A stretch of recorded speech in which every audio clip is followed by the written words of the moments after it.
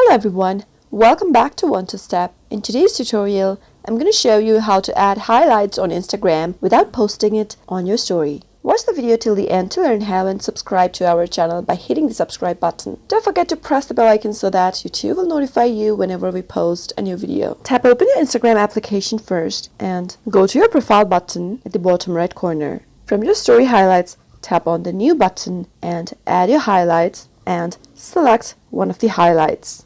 Once you do that, tap on the next button at the upper right corner and you can give a name to your highlights if you want to. After you're done, tap on the done button at the upper right and there you go. You've added a highlight on Instagram without posting it on your story. That is how you can do it. I hope the tutorial was helpful. If it was, go ahead and give it a thumbs up. Feel free to comment down below in the comment box if you have a question or a feedback for us. I'll be back soon with more tutorial episodes. Goodbye till then.